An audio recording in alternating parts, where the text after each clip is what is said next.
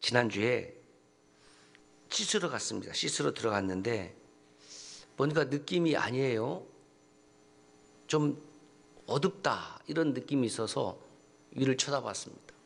그랬더니 그 욕실의 천장의 모습이 이런 모습이에요. 바로 찍었습니다. 전구가 2개가 있는데 하나는 나갔습니다. 그래서 열어봤습니다. 그랬더니 선 하나가 접속이 불량인 것 같아요.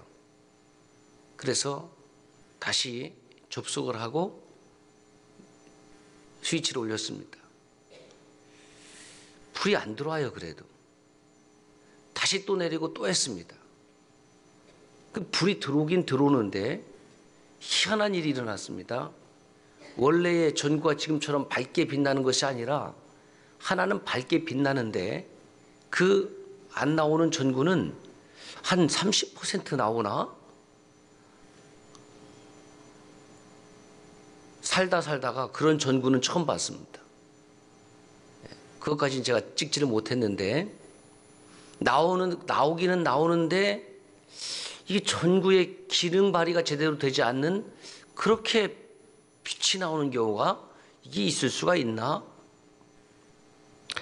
그 2개의 전등을 보면서 오늘 내 자신의 모습 그리고 하나님 백성의 모습을 묵상하는 시간이었습니다. 여러분, 전구의 가치가 어디에 있습니까? 전구의 가치는 밝게 빛나는 데 있는 거죠. 그렇다고 하면 우리들의 가치는, 나의 가치는, 여러분의 가치는 어디에 있습니까? 마태복음 5장 13절 16절 오늘 읽은 말씀입니다. 너희는 세상의 소금이 만일 그 맛을 잃으면 무엇으로 짜게 하리요? 후에는 아무 쓸데없어 다만 밖에 버려져 사람에게 밟힐 뿐이라. 너희는 세상의 빛이라. 산에 있는 동네가 숨겨지지 못할 것이요. 너희가 세상의 빛이라 합니다. 우리가 세상의 소금이래요. 그러므로 우리가 세상의 소금과 빛이 되기 위하여 노력할 필요가 없습니다. 주님은 우리에게 소금이 되어라, 빛이 되어라고 말씀하신 것이 아니라 너희는 세상의 소금이요 빛이다 이렇게 선언하십니다. 도대체 그리스도인이 어떤 사람이기에, 우리가 어떤 사람이기에 우리는 세상의 소금과 빛이라고 그렇게 선언하실까? 첫 번째, 예수 그리스도의 마음을 품고 살기 때문입니다. 그리스도인이 누구냐 하면 예수 그리스도의 마음을 품은 사람. 지금 말씀을 계속 전하면서도 마음에 부담감이 있기 때문에 이 부담감은 계속 묵상하고 계속 전하고 계속 훈련받고 계속 배워야 된다라는 하나님의 오트세 메이온 사인으로 제가 인식하는 거예요. 그리스도인이 누구냐 하면 예수님의 마음을 품은 사람입니다. 너희 안에 이 마음을 품으라 곧 그리스도 예수의 마음이니 빌립보서 2장 5절 말씀. 어제까지는 예수님의 마음을 품었는데 오늘 아침에 예수님의 마음을 품지 못할 수도 있잖아요. 여러분, 교회 다니는 사람이 그리스도인이 아닙니다. 교회 다니는 사람은 그냥 교인 이렇게 하면 좋을 것 같아요. 그리스도인은 누구냐 하면 그 말 그대로 그리스도의 마음을 품고 사는 사람을 그리스도인이라고 하는 거예요. 비록 매주 열심히 변함없이 예배당에 왔다 갔다 할지라도 예수님의 마음과는 아무런 상관없이 나의 마음을 그냥 가지고 다니는 사람은, 그 사람은 주님께서 교회 다니는 사람이라고 말씀하시는 거죠. 그리스도 예수의 마음을 품으라는 뜻은 다른 뜻이 아니라 예수 그리스도의 영으로 내 안에 영접하라는 것입니다. 예수님의 마음을 품으라. 이것은 우리의 기분에 따라서 선택사항이 아니에요. 하나님께 영광을 돌리는 삶도 저와 여러분의 기분에 따라서 돌리는 삶이 아닙니다. 여러분 직장 생활도 자기 기분에 따라 생활하면 어떻게 되겠습니까? 오늘은 별로 컨디션이 안 좋으니까 내가 회사 출근 안 해야지, 하지 말아야지. 오늘은 기분이 좀 안 좋으니까 내가 안 나가야지. 오늘은 컨디션이 별로니까 내가 안 나가야지. 뭐 안 나갈 수 있습니다. 예. 회사에서 해고되면 돼요. 예수님의 마음을 품으라는 말씀은 우리에게 청유로 드린 말씀이 아닙니다. 품을까요? 품지 말을까요? 그것이 아니고 품으라. 이것은 명령형이에요. 명령은 무엇을 요구하는 겁니까? 우리에게 복종과 순종을 요구하는 거예요. 교회가 타락하고 성도가 타락하는 이유 중에 하나는 뭐냐면 내 믿음의 삶 속에 복종과 순종이 없습니다. 복종과 순종이 무엇입니까? 내 마음과 내 뜻과 달라도 주인이 아니신 예수님께서 그렇게 말씀하시기 때문에 따르는 거예요. 그래서 군대는 지휘관의 명령에 절대 복종해야 돼. 우리가 그리스도 예수의 좋은 군사라고 하면 우리의 대장 되시는 주님의 말씀을 읽고 들을 때에 그 말씀에 순종하겠습니다. 지휘관의 말을 들어보고 말씀 들어보고 내 마음에 맞으면 뭐 내가 따르든지 아니면 거부하겠습니다. 이것은 순종과 아무런 상관이 없습니다. 그렇게 하나님의 말씀을 듣고 순종하든지 불순종하든지는 저와 여러분들의 선택입니다. 선택할 수 있는 자유가 있지요. 그러나 그 선택에 따른 결과는 다시 선택할 수 없습니다. 그리스도인이 어떤 사람이냐? 두 번째, 그리스도인은 성령 충만한 사람. 로마서 8장 9절 같이 읽을까요? 만일 너희 속에 하나님의 영이 거하시면 너희가 육신에 있지 아니하고 영에 있나니 누구든지 그리스도의 영이 없으면 그리스도의 사람이 아니라. 전 제가 이 말씀 참 좋아해요. 누가 되었든지 어떤 일을 하든지 하나님의 영이 지금 함께 하셔서 하는 일인가?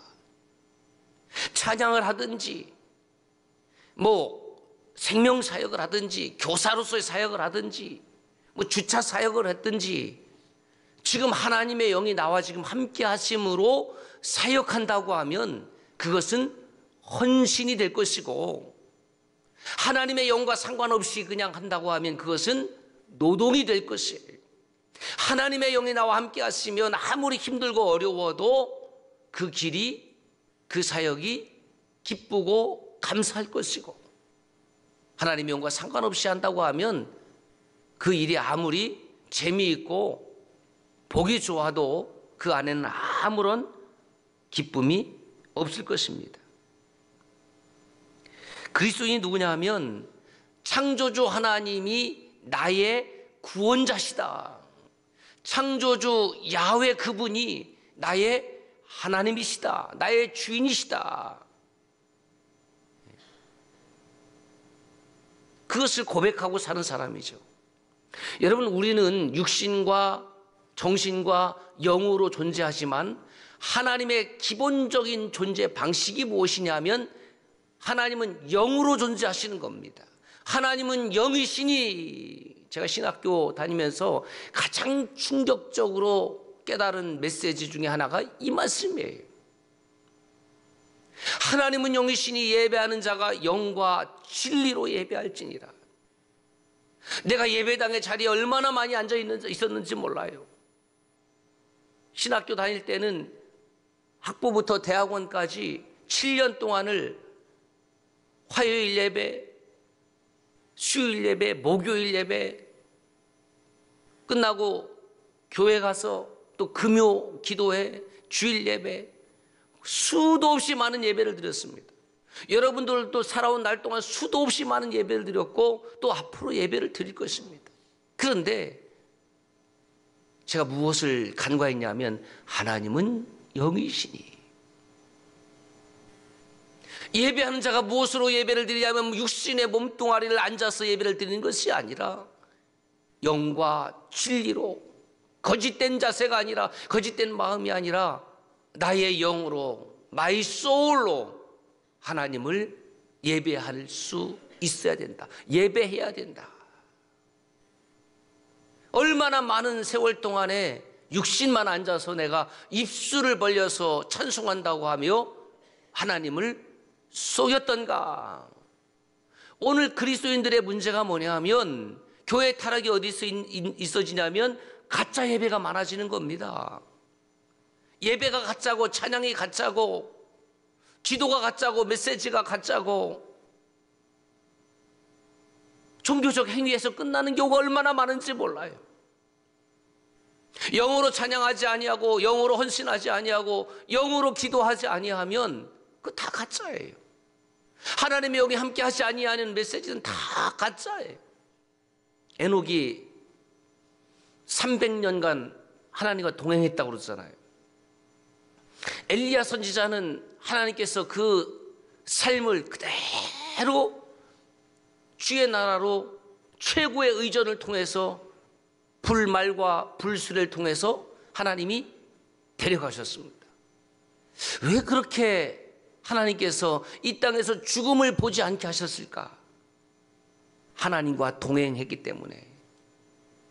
그러니까 우리가 하나님과 동행하는 삶을 산다고 하면 에녹과 같이, 엘리야와 같이 그렇게 하나님께서 데려가는 사람이 된다.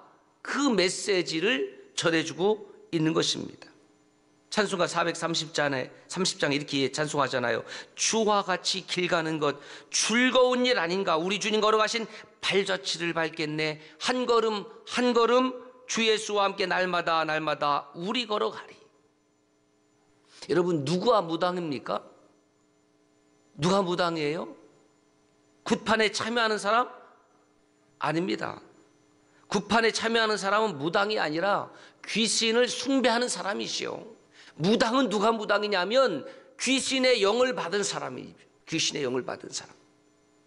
사단의 영을 받은 사람이 바로 무당짓을 하는 겁니다. 누가 그리스도인입니까? 예배당에 나온 사람이요? 예배 드리는 사람이요? 그럴 수도 있고 아닐 수도 있습니다. 하나님을 예배하지만 하나님의 영과 함께하지 아니하는, 우리 속에 하나님의 영으로 함께하지 아니하는 예배는 육신의 예배지 우리가 드려야 될 영적 예배와 아무런 상관이 없습니다. 우리가 예수 그리스도를 구세주로, 그 메시아로, 그리스도로, 창조주 하나님으로 고백하는 이유가 무엇입니까? 주님 때문에 나와 하나님 사이에 막혔던 영원한 죄의 간극이 허물어졌기 때문에 그렇습니다.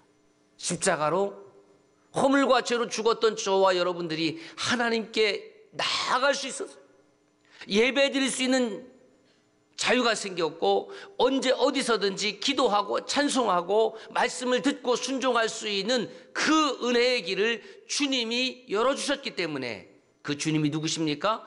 하나님이십니다. 이것은 하나님만 하실 수 있는 일이지요. 하나님의 존재 방식은 다시 말씀드립니다. 영으로 존재하십니다.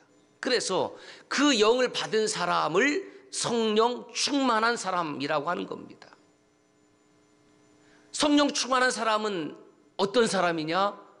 성령 순종의 사람이다. 성령 충만하다고 하면서 하나님의 영에 순종하지 못하는 사람은 그의 성령 충만은 자기 기분에, 자기 감정에 쏟고 있는 거예요. 내 흥분된 상태를 성령 충만합니다. 그렇게 쏟고 있는 것입니다. 성령 충만하다고 하면서 누가 되었든지 자기의 뜻을 앞세우는 사람은 성령 충만한 사람이 아니에요. 그래서 저와 여러분들이 어떤 일을 하든지 어떤 주님의 사역을 하든지 꼭 물어봐야 될 것이 뭐냐 하면, 하나님이 원하시는 일인가? 하나님이 기뻐하시는 일인가? 지금 나는 성령 충만한 상태이며 성령 순종하는 상태인가? 그리스도인이 어떤 사람이냐? 세 번째, 주님 뜻대로 사는 사람. 로마서 12장 2절에 보면 하나님의 선하시고 기뻐하시고 온전하신 뜻이 무엇인지 분별하도록 하라. 하나님의 선하시고 기뻐하시고 온전하신 뜻이 무엇인지 왜 분별하자는 거예요? 분별해서 무엇 하자는 겁니까? 분별해서 하나님의 그 뜻을 깨달았으니 그 뜻대로 제가 살겠습니다. 하나님의 뜻대로 살고 싶은 사람만 하나님의 선하시고 온전하시고 기뻐하신 뜻을 분별하기를 원하는 겁니다. 그 분별하기 원해서 기도하고 말씀을 읽고 묵상하고 말씀을 듣는 것입니다.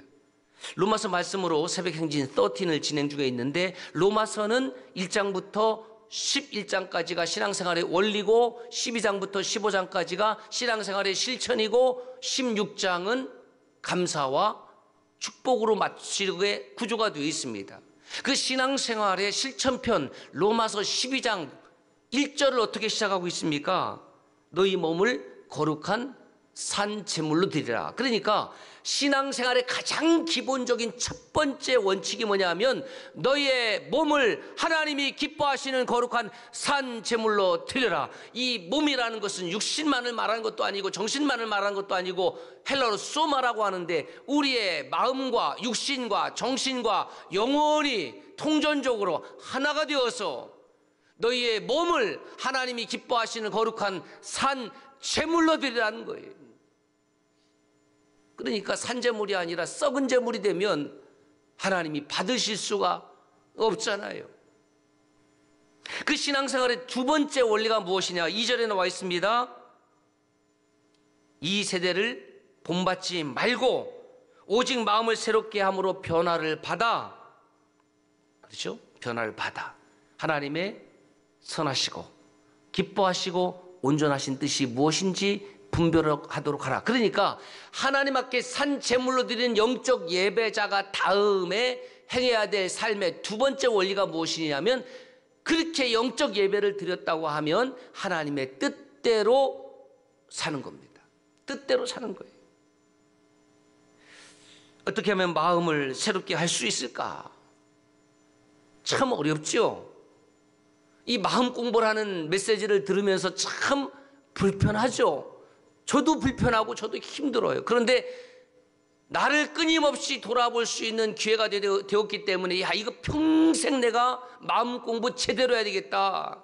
예수님의 온유함과 겸손함을 내가 평생 배우고 배워도 부족하겠지만 그렇게 배우고 살아야 되겠다. 다시 한번 또 결단하고 또 결단하는 것입니다. 마음을 새롭게 한다는 것은 결국 예수님의 마음으로 내가 물들여지는 것을 말하는 거지요. 그렇게 물들여져서 그렇게 예수님의 마음을 분별하여 어떻게 하겠다는 겁니까? 내 뜻을 버리고 주님 뜻대로 살겠다는 겁니다. 그래서 우리 찬송하잖아요. 주님 뜻대로 살기로 했네. 주님 뜻대로 살기로 했네. 뒤돌아서지 않겠네. 근데 얼마나 여러분 삶 속에서 뒤돌아섭니까? 그렇게 찬송했던 사람이 내 마음과 내 뜻과 맞지 않는다고 하면 얼굴 바꾸고 태도 바꾸고 뒤돌아섰잖아요. 주님 뜻대로 살기로 했네. 주님 뜻대로 살기로 했네. 뒤돌아서지 않겠네. 그렇게 입술로는 찬송하면서 얼마나 많은 세월 동안에 얼마나 많이 뒤돌아섭니까? 그렇게 말씀을 듣고도 예배당 바깥으로 나가면 바로 내 뜻을 내세우면서 혈기를 부리지 않습니까?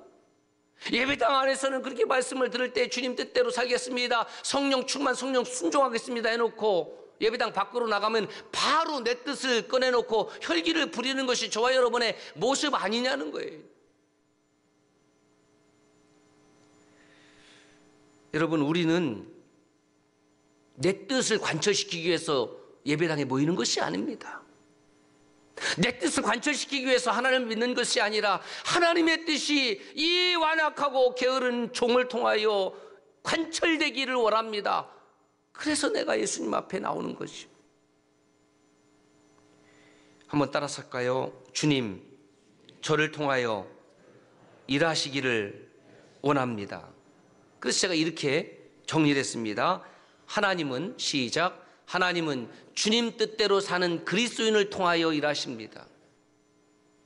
이것을 형통이라고 그래요. 지금 여러분 마음속에 형통이 있습니까? 기쁨이 있습니까? 예, 그것은 하나님과의 관계가 형통하기 때문입니다. 지금 마음속이 불편하십니까? 괴로우십니까? 기쁨이 사라졌습니까? 그것은 하나님과의 관계에 뭔가 불통이 되었고 형통과 상관없기 때문에 그렇습니다. 하나님의 일을 감당하는 것 같지만 내 뜻을 가지고 감당하기 때문에 기쁨이 없는 것이지요. 그런데 왜 우리가 주님 뜻대로 살겠다라고 찬양을 할까요? 이유는 간단합니다. 내 뜻을 앞세우고 살아봤잖아요. 내 뜻을 앞세웠을 때 어떤 일이 일어난지 경험했잖아요.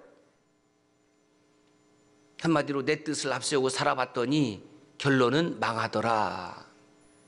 그래서 당신 주님 뜻대로 사세요라고 제가 이 아침에 강요하고 싶은 마음이 없어요.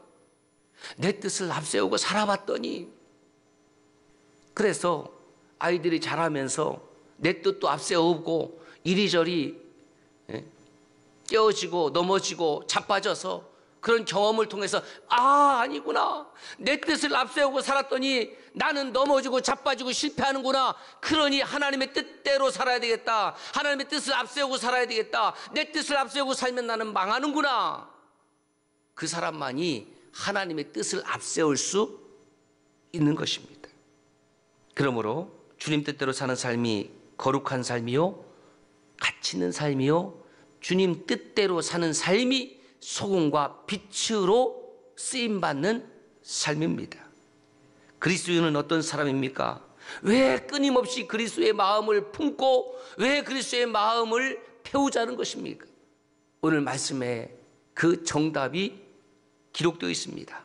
그리스도인은 착한 행실로 하나님께 영광 돌리는 사람이다. 입술로 영광 돌리는 것도 귀하지요. 마음으로 영광 돌리는 것도 귀하지요. 그런데 우리의 드러나는 외적인 행실로 하나님께 영광을 돌려야 된다. 오늘 말씀 16절 보십시오. 너희 착한 행실을 보고 하늘에 계신 너희 아버지께 영광을 돌리게 하라. 우리의 착한 행실을 누가 봅니까? 하나님이 보시죠. 우리의 착한 행실을 누가 봅니까? 같이 그리스도인 된 자들이 보죠. 더 심각한 것은 우리의 행실을 누가 봅니까?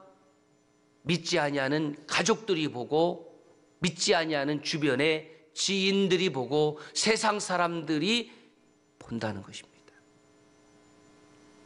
그러니까 저와 여러분들이 마땅히 이 세상에서 한 사람 한 사람의 그리스도인으로서 사회적 책임을 가지고, 영적 책임을 가지고, 복음의 책임을 가지고 우리의 언행을 조심하고 세상의 소금과 빛으로 드러나도록 해야 될 텐데, 그것에는 전혀 관심이 없고 예배당 안에 교인으로 살아가기 때문에 세상의 소금과 빛으로 드러나지 못하는 것입니다.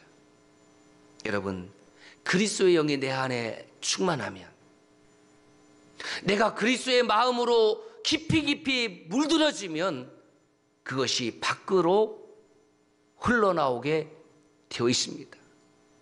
그 그리스도 예수의 마음이 밖으로 흘러나오는 것을 소금과 빛이라고 말씀하는 겁니다. 소금과 빛은 그래서 은유적 표현입니다. 소금과 빛은 우리의 밖으로 드러나는 선하고 복되고 아름다운 행실의 은유적 표현이에요. 그런데 그리스도인이라고 하면서 우리에게 선한 행실이 없고 우리에게 섬김과 나눔과 도움의 행실이 없다고 하면 집 안의 사람은 물론이거니와 집 밖의 사람들도 우리를 비난하게 될 것이고 더 나가서 하나님께 영광이 아니라 하나님을 무시하게 될 것입니다. 그래서 예수 안에 사는 사람을 New Creation, New Being, Born Again, 거듭난 사람이라고 말씀드렸습니다. 그리스도 안에 있을 때 우리는 비로소 전혀 새로운 존재로, 그리스도의 마음을 품을 때 우리는 전혀 다른 사람으로 살아갈 수 있습니다. 그리스도의 마음 밖에 있을 때는 소금과 빛과 상관없지만 저와 여러분들이 그리스도의 마음과 끊임없이 접촉이 되어 있을 때 우리는 우리의 선한 행실로 세상 사람들에게 그렇게 소금으로 빛으로 드러나게 될 것입니다. 오늘은 우리 교회 창립 68주년 기념주일입니다. 오래되었다. 이것이 전통입니까? 오래된 것이 무엇이 전통입니까? 우리가 자랑해야 될 전통이라고 하면 68년 동안 한결같이 예수 그리스도께서 교회의 주인 되시고 한결같이 예수 그리스도의 복음을 증언하며 한결같이 세상 가운데에 우리가 소금과 빛으로 드러났다고 한다면 우리는 그것으로 하나님 앞에 감사와 영광을 돌릴 수 있습니다. 그래서 제가 이렇게 한번 마지막 정리를 해보았습니다. 시작. 그리스도인의 마음 공부는 예수 그리스도의 마음을 품어 새로운 피조물로 변화받아 소금과 빛으로 쓰임받는 것을 목적으로 한다.